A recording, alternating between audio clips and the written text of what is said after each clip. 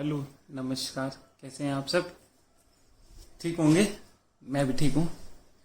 चलिए, मैं करंट लेके आया हूँ। आज है 13 जून 2020। तो 13 जून 2020 का करंट अफेयर डिस्कस कर लेते हैं। ठीक है, घर पे रहिए, पढ़ते रहिए। ठीक है, चलिए मैं आ रहा हूँ। आप लोग ध्यान दीजिएगा। चलिए, क्वेश्चन नंबर 1 पे आ रहा हूँ। कह रहा, भारतीय रिजर्व बैंक ने उत्तर प्रदेश के कानपुर में स्थित किस बैंक पर 6 महीने के लिए ना तो नया कर्ज देने, ना जमा स्वीकार करने, यानी किसी भी तरह की ट्रांजैक्शन पर सब रोक लगा दी है? तो उस बैंक का नाम है पीपल्स कोऑपरेटिव बैंक। देखिए, 6 महीने तक के लिए रोक लगाई है। इस बैंक की जो है हालत ठीक नहीं चल रही है, आर्थिक रूप से ठीक नहीं चल रहा है, इसलिए इसके ऊपर लगाई गई है। तो आप आंसर लगा लेंगे, आंसर नंबर 4 लगा लेंगे। ठीक है, चलिए मैं आगे चल रहा हूं नेक्स्ट क्वेश्चन पे। नेक्स्ट क्वेश्चन है, ब्रिटेन की सरकार ने लंदन के साउथ हॉल स्थित सर हेनरी हैवलॉक सड़क का नाम बदलकर किसके नाम पर रखने की घोषणा की है? चलिए, तो ये जो नाम रखा है ये सिखों के प्रथम गुरु गुरु नानक देव जी के ऊपर रखा है। अब आप कहेंगे हेनरी हैवलॉक कौन है, ये भी जानना चाहिए हमें, और क्यों रखा है। देखिए, मैं आपको बताऊं, आपको याद होगा 1857 का विद्रोह हुआ था। 1857 के विद्रोह को दबाने में कैंपवेल और हैवलॉक की प्रमुख रूप से सेना रही थी। उत्तर प्रदेश और दिल्ली तक इन्होंने बहुत कोरहाम ढाया था, और हमारे जो लड़ रहे थे अंग्रेजों के विरुद्ध, हमारे योद्धा, उनके क्रूरतम कार्य किए थे, उनके विरुद्ध क्रूरता दिखाई थी बहुत। तो आजकल क्या हुआ आप जानते हैं, अमेरिका में काले और गोरे का संघर्ष चल रहा है। वहां पे जॉर्ज फ्लॉयड की हत्या हो गई थी, पुलिस वालों ने मार दिया था, वो ऐश्वेत था। तो पूरे देश में एक आंदोलन चल रहा है कि जो भी क्रूर रहे हैं उनको हटाया जाए और उनकी जगह पे नाम बदले जाए उनके। तो ऐसा आप सोचेंगे, चलो ये तो ठीक होगी, नाम बदल रहे हैं। तो साउथ हॉल में गुरु नानक जी कहां से आ गए? देखिए, साउथ हॉल में गुरु नानक जी का सबसे बड़ा गुरुद्वारा है ब्रिटेन का। तो सिखों के देश के प्रति जो योगदान है उसके प्रति ब्रिटिश सरकार ने अपना आभार व्यक्त करने के लिए गुरु नानक जी के नाम पे इस सड़क का नाम करा है। ठीक होगी बात? चलिए नेक्स्ट क्वेश्चन पे आ रहा हूं। चलो भाई, नेक्स्ट क्वेश्चन पे चलो। नेक्स्ट क्वेश्चन है, 42 साल की निसाबा किस ग्रुप की नई एमडी और सीईओ बन गई हैं? मैंने कल भी बात की थी, ये गोदरेज ग्रुप की बन गई हैं 42 साल की निसाबा। इंपॉर्टेंट क्वेश्चन है, चर्चा में है महिलाएं। चलिए नेक्स्ट क्वेश्चन पे आ रहा हूं। कह रहा, जाने माने अधिवक्ता जावेद इकबाल वानी को किस हाई कोर्ट के न्यायाधीश के मुख्य न्यायाधीश हाई कोर्ट के न्यायाधीश बनाया गया है?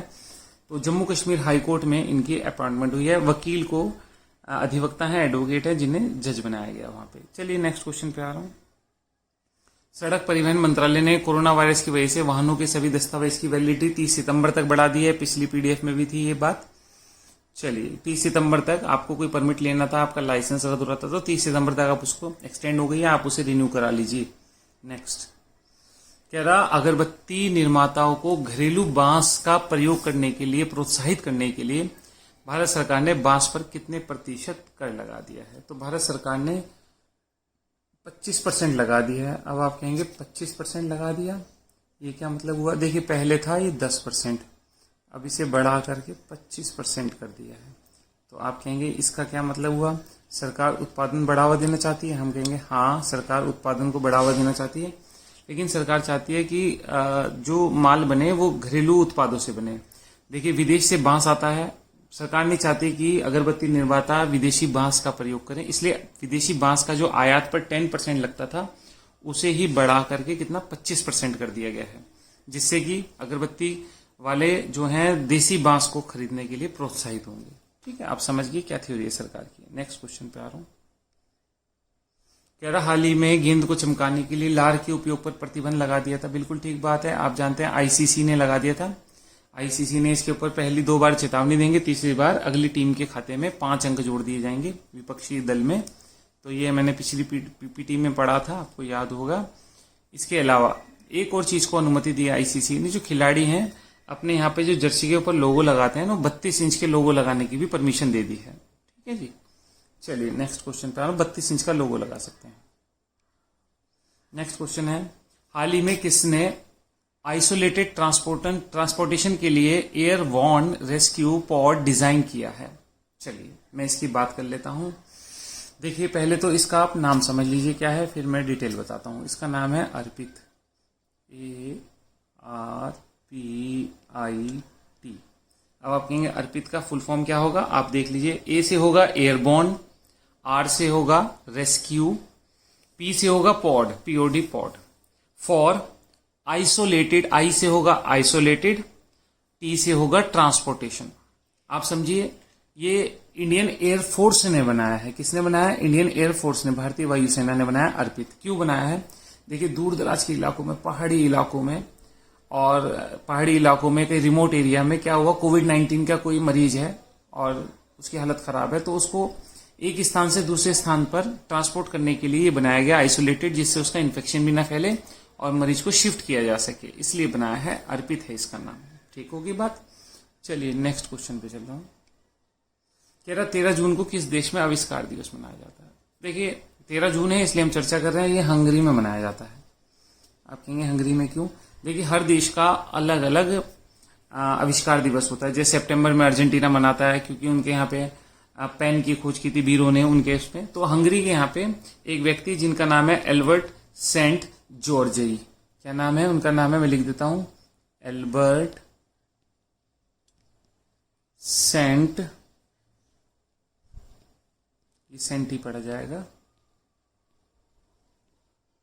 जॉर्जेई। जॉर्जेई होगा GYORGEI।